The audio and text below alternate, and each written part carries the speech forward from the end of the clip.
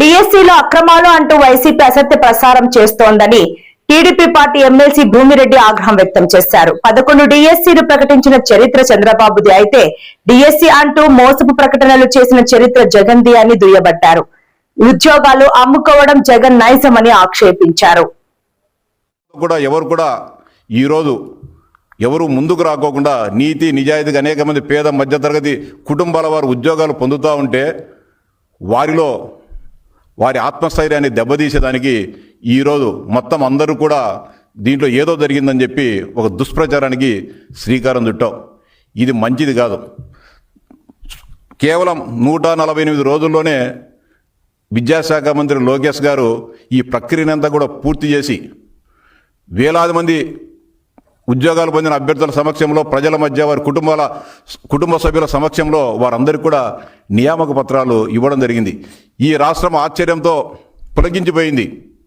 ఇంత బ్రహ్మాండంగా ఒక పారదర్శకంగా ఇంత ఒక పండుగ వాతావరణంలో గతంలో ఎప్పుడు ఎవరూ చేయని విధంగా లోకేష్ గారి కార్యక్రమాన్ని ఇచ్చారు అని చెప్పి ప్రతి ఒక్కరు కూడా సంతోషపడ్డారు. నిరుద్యోగుల్లో కూడా ఉద్యోగాలు రాని నిరుద్యోగుల్లో కూడా ఒక ఆశ నెలకొల్పడం జరిగింది. లోకేష్ బాబు గారి నాయకత్వంలో విద్యా వ్యవస్థ ముందుకు పోతుంది.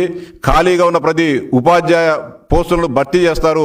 కాబట్టి మేము కష్టపడి చదువుకోవాల్సిన అవసరం ఉందని చెప్పి ఆ రోజు నుంచే మళ్ళీ ఎవరైతే ఉద్యోగాలు రాని వారు ఉన్నారో అర్హులైన వారు ఉన్నారో వాళ్ళందరూ కూడా చదువుకోవడం జరుగుతుంది. ఇది చూడలేని మీరు రకరకాలుగా మాట్లాడి నిన్న విద్యాశాఖ డైరెక్టర్ మీద కూడా దాడికి పంపించావంటే మీ ఎమ్మెల్యేలను నువ్వు ఎంత కుట్రతో ఈ రాష్ట్రంలో ఉన్న నిరుద్యోగ యువత పైన కక్ష కట్టావో అర్థమవుతోంది. ఆయన రకరకాలుగా చెప్తున్నారు. మార్కులు వివరాలు ఎక్కడ కానీ ఇవ్వలేదు, వెబ్సైట్లో వెళ్ళేది. ఈ పరీక్ష కూడా మీరు గతంలో మీ తండ్రి గారు ముఖ్యమంత్రిగా ఉన్నప్పుడు చేసిన అవకతవకల మాదిరి చేయలే. కంప్యూటర్ బేస్డ్ ఎగ్జామ్ నిర్వహించడం జరిగింది మొట్టమొదటిసారిగా. ఎక్కడ కూడా చిన్న లీక్ అవ్వడం కానీ లేకపోతే ఒకరి కాపీ కొట్టడం కానీ లేకుంటే చిన్న పొరపాట్లు కూడా జరగకోకుండా వాటన్నిటిని కూడా సమర్థవంతంగా ఒక పద్ధతిగా అత్యంత రహస్యంగా నిర్వహించడం జరిగింది. 2/7/2025 పరీక్ష ముగిసిన తర్వాత 22/8/2025 అభ్యర్థులకు సంబంధించిన పూర్తి వివరాలు, వారి మార్కులు, వారికి ఏ ర్యాంక్ వచ్చిందని చెప్పి అఫీషియల్గా ప్రకటించడం జరిగింది. పబ్లిక్ డొమైన్లో పెట్టడం జరిగింది.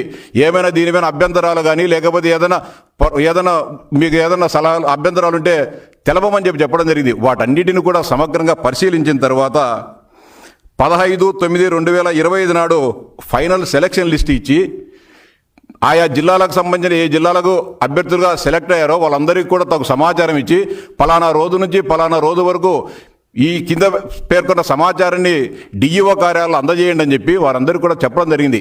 వారికి సంబంధించిన సర్టిఫికేట్ల వెరిఫికేషన్ అవన్నీ అయిన తర్వాత వారిని ఉద్యోగ నియామకాల్లో చేర్చుకోవడం జరిగింది.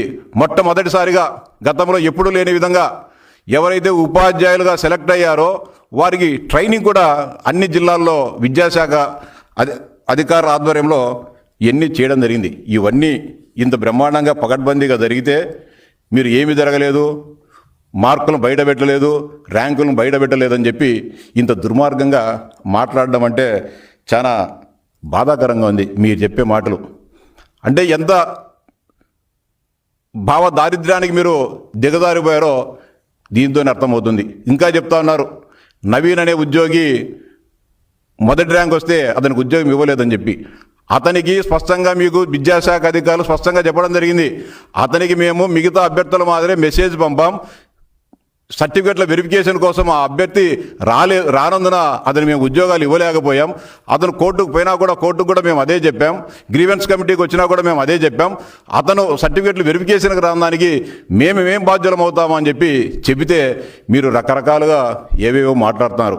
అంతేకాకుండా స్పోర్ట్స్కు సంబంధించి అవకతవకలు జరిగాయని చెప్పి ఒకటేదో కాల్ రికార్డును చూపించేసి మాట్లాడుతున్నారు.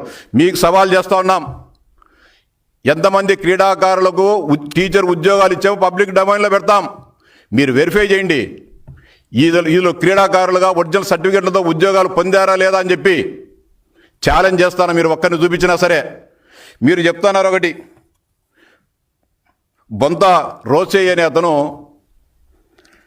రాయన సురేష్ అతనికి ఫోన్ చేసి నీకు స్పోర్ట్స్ కోటాలో ఉద్యోగం ఇప్పిస్తా అని చెప్పి మాట్లాడాడు, 15 లక్షలు డిమాండ్ చేశారనేది.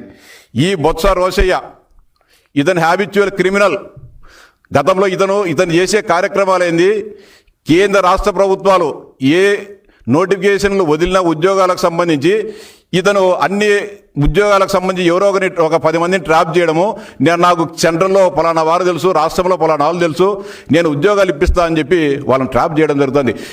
మీ ప్రభుత్వ హయాంలోనే మీరు భర్తీ చేసిన సచివాలయాల ఉద్యోగాల్లో కూడా ఇతను ఇదే విధంగా ఫోన్ చేసి నిరుద్యోగ అభ్యర్థులకు ఫోన్ చేసి డబ్బులు డిమాండ్ చేస్తే అప్పుడు శ్రీకాకుళం జిల్లా అధికార యంత్రాంగం ఇతన్ని పైన కేసు పెట్టి జైల్లో వేయడం జరిగింది. ఇతని హ్యాబిచువల్ క్రిమినల్. ఇది కూడా ప్రభుత్వానికి తెలిసిన వెంటనే, ప్రభుత్వానికి ఆ సమాచారం అందిన వెంటనే 25/8/2025 నాడు ఫిర్యాదు చేయడం జరిగింది. ఆ మొత్తం అంతా కూడా కాల్ డేటాను దాంతో సమగ్రంగా వెరిఫై చేసి అతని మీద కేసు నమోదు చేసి రిమాండ్ కూడా పంపడం జరిగింది. ఛార్జ్ షీట్ కూడా వేయడం జరిగింది. క్రీడాకారుల దాంట్లో ఏ ఒక్కడి మీరు చూపించినా కూడా, మీరు ఏ శిక్ష విధించినా కూడా మేము సిద్ధంగా ఉన్నాం. ఒక్కటి చూపిండి, ఒక్క అనర్హుడైన క్రీడాకారుడికి, లేకపోతే డబ్బులు తీసుకొని ఎక్కడైనా జరిగిందనో, లేకపోతే మా పార్టీ నాయకులు ఎక్కడైనా సంబంధం ఉందో నిరూపించండి, అప్పుడు మాట్లాడతాం. నిజంగా మాకేం తప్పు చేసింటే తప్పు చేస్తామని ఒప్పుకున్నామని మేము సిద్ధంగా ఉన్నాం. ఎక్కడ కూడా 100కు 100% నిక్కచ్చిగా పారదర్శకంగా ఈ పరీక్షలను సక్రమంగా నిర్వహించి ఉద్యోగాలు ఇస్తే కేవలం లోకేష్ బాబు గారి ఎదుగుదలను చూడలేక గుడ్డగాల్చి మసి ఆయన మీద వేయాలనే ప్రయత్నం చేస్తూ ఉన్నారు. మీ పప్పులు ఎక్కడ ఉడకో జగన్మోహన్ రెడ్డి గారు. చాలా స్పష్టంగా చెప్తా ఉన్నాం, ఈ రాష్ట్ర యువత అంతా కూడా లోకేష్ గారి వైపు చూస్తూ ఉంది. ఆయన కష్టపడి దేశ విదేశాలు తిరిగి పారిశ్రామికవేత్తల దగ్గరికి పడిగాపులు కాసి వారందరికీ నచ్చజెప్పి ఈ రాష్ట్రంలో పరిశ్రమలు లక్షలాది కోట్ల రూపాయలు పెట్టుబడులు తీసుకొని వచ్చి పరిశ్రమలు పెట్టాల్సిందంటే యువతలో మీకు స్థానం లేదని చెప్పి ఏదో విధంగా బదనాం చేయాలనే కుట్రలను ఛేదిస్తాం. మీ కుట్రలను ధీటుగా ఎదుర్కొంటామని చెప్తా ఉన్నా. ఇంకా మీ కథ కూడా మాట్లాడదాం. జగన్మోహన్ రెడ్డి తండ్రి గారు 2004 నుంచి 2009 వరకు ముఖ్యమంత్రిగా ఉన్నారు. 2006 సంవత్సరంలో డిఎస్సి నిర్వహించినారు. కడప జిల్లా అప్పుడు కూడా ఏ జిల్లాకు ఆ జిల్లాకు డిఎస్సి జిల్లా సెలక్షన్ కమిటీ ద్వారా పరీక్షలు నిర్వహించి ఉద్యోగ నియామకాలు